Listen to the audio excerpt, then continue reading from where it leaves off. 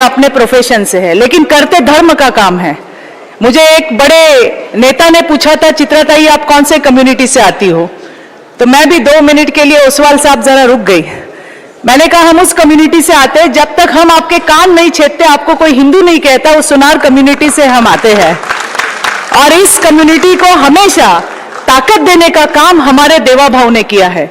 आज मैं गर्व से कह सकती हूं कि आईपीसी 411 ये सिर्फ महाराष्ट्र नहीं, पूरे देश में जितने व्यापारी हैं उनके लिए बहुत ही कष्टदायक ऐसा ये आईपीसी था, जो अभी बीएनएस 317 बना है, जिसमें कोई भी चोर आता था और कोई ज्वेलर्स के सामने उंगली करके कहता था हमने इनको माल दे दिया जी।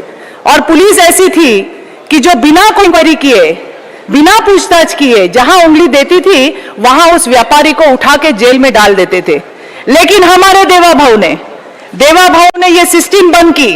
उन्होंने कहा रिकवरी ऑफिसर नहीं होगा, अब इन्वेस्टिगेशन ऑफिसर होगा, जो 15 दिन तक उस व्यापारी को क्या उसका क्लैरिफिकेशन है वो देने के लिए टाइम पीरियड देंगे।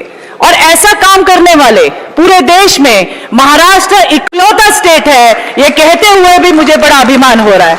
इतना ही नहीं, पूरे महाराष्ट्र के सारे 36 जिलों में जहां जहां पुलिस बनती उसमें पहली बार स्वर्णकार व्यापारियों की भी दक्षता कमेटी बनी है। पंकज जी भोयर और हमारे देवा भाऊ, इनके माध्यम से आज पूरे जिले में स्वर्णकार व्यापारियों की कमेटी वहां रहेगी। अगर 411 317 बीएनएस के तहत ऐसा कोई अगर गुनाह होता है, अपराध होता है, तो हमारे व्यापारी वहां जाएंगे और वहां पे जो भी है इन्वेस्टिगेशन में पुलिस की मदद करेंगे। भाई और बहनों, ये भी करने वाला हमारा महाराष्ट्र हमारे देवा भाव के अंडर पहला ये राज्य है जहां पे ये सोनारों के लिए किया गया है। देवा भाव गोल्ड क्लस्टर का भी काम चल रहा है। जिस प्रकार से आपने इंस्ट्रक्शंस दिए हैं हमारे राजेश रोकड़े जी और उनकी पूरी टीम, ये महाराष्ट्र में आके हमारे पंकज भाऊ के साथ में बैठ के जितने आपके सवाल है या जितने भी हमारे मसले हैं वो खत्म करने का काम कर रही है।